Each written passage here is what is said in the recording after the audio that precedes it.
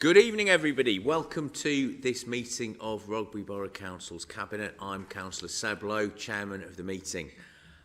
Before we begin, I'm obliged to read out the following notice. There is no fire drill scheduled in the building this evening. If the fire alarm sounds, therefore, please could I ask that you make your way down the main staircase out of the main doors of the Town Hall and congregate at the entrance to Caldecott Park. An officer of the Council will then give instructions when it is safe to re-enter the building. Moving to the formal agenda, item number 1 is the minutes. Is there any objection from anyone in the Cabinet to me signing these minutes? Agreed. Okay, I will sign the minutes. Done. Item number 2 is apologies for absence. Do we have any apologies for absence, Chief Executive? Chair, we have apologies from Councillor Emma Crane, Councillor Roberts, Councillor Mistry and Councillor Douglas. Thank you. Do we have any declarations of interest? First of all, non-pecuniary, as defined by the Council's Code of Conduct for Councillors. Do we have any declarations of pecuniary interests, as defined by the Council's Code of Conduct for Councillors? And do we have any notice under Section 106 Local Government Finance Act 1992, non-payment of community charge or council tax? Okay. Moving on then, item number 4 is question time. Do we have any questions, Chief Executive? Chair, we have 2 questions this evening. Both the questions and the answers have been published on the Council's website. The first question is from Mr. Dean Richards. He asks yourself, Councillor Lowe, as follows. The supplementary planning document which was approved for Rugby South West contains provision for, as laid out by Natural England and the Forestry Commission in its standing advice for ancient woodlands, a minimum buffer zone of 15 metres around Corston Spinney.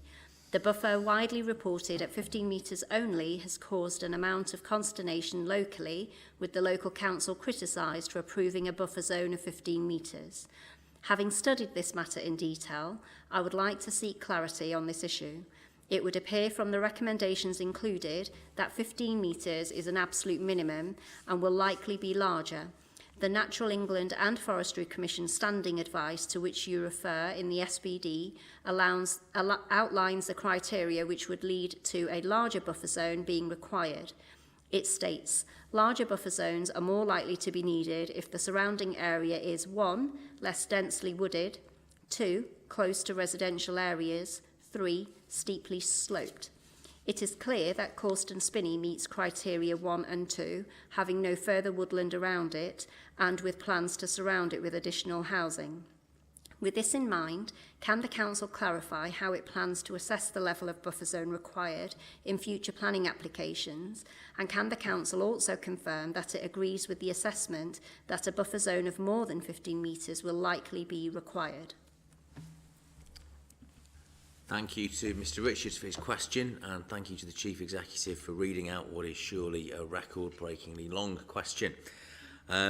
In terms of my response, as everyone here is aware, every planning application is determined entirely on its own merits, and that depends on the individual circumstances of each site. Each application received on South West Rugby will be subjected to consultation with statutory consultees and residents, and these views have to be taken into account in the determination of the planning application.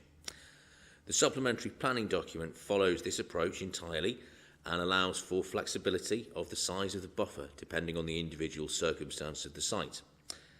To date, only one outline planning application for residential has been approved on the main allocation for South West Rugby, which does not include the Ashlawn Road site. Planning permission for this site was issued in December 2022. The application included a landscape strategy plan which requires that all built development will be at least 30 metres from Corston Spinney and 50 to 150 metres from Fox Covert. Natural England was consulted on this application and raised no objection. Question B is from Mrs. Marilyn Pickup, which is also for yourself, Councillor Lowe. Please could RBC take a vote to promote plant-based diets and support and encourage vegan businesses such as No Meeting Place in Bilton and The Barn in Brinklow? Thank you, Mrs. Pickup, for the question. So as a council, we recognise the important role which vegan businesses provide in relation to both the economy of the borough and the needs of our vegan residents. We are grateful for the services that these businesses provide and wish No Meeting Place in the popular Mosaic Cafe in Bilton and the Barn every success.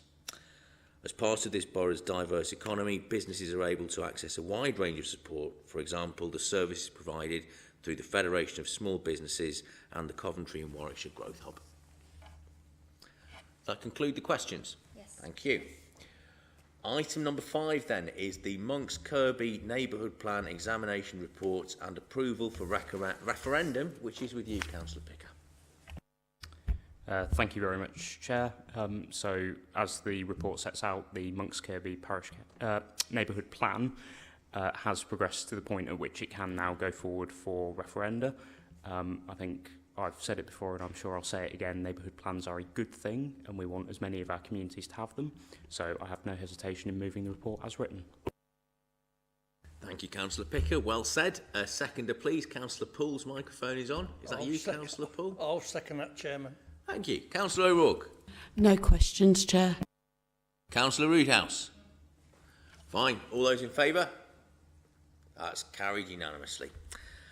Item number 6 is the Community Infrastructure Levy Draft Charging Schedule, agreement to undertake public consultation, which again is with you, Councillor Picker. Thank you again, Chair. Again, as the report sets out, this is about the Community Infrastructure Levy going out for further consultation based on the results of the previous consultation. I think the report and the appendices speak for themselves, so again, I'm happy to move that as written.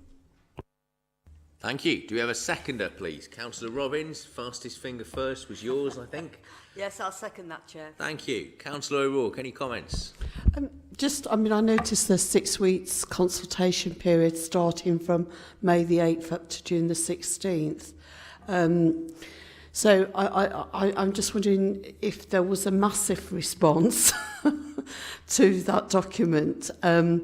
What sort of time frame and what sort of alterations would you consider making if there was a lot of feedback about the schedule of costs and the proposed costs in the document? I'm not quite clear in terms of how we respond. I think, in all honesty, Councillor Mr O'Rourke, it would depend on what those consultation responses were, and then we would take it from there as to, you're almost asking me to preempt what the results of the consultation are going to be, and then it would go forward for an independent examination after that before it comes back to us. And I would note that only 2 people responded to the previous consultation. Councillor Roodhouse, anything from you? Just one thing, really. Just hope we've got a really good, strong communications plan to make sure that this gets out there for people to actually respond to the consultation, because it's important that they do that. They will do at a time when it's appropriate for the council to communicate that, i.e. after PERDA. Okay, all those in favour, please. That is carried unanimously, and that concludes this evening's business. So I thank you all for your attendance tonight. Could we cease the live stream?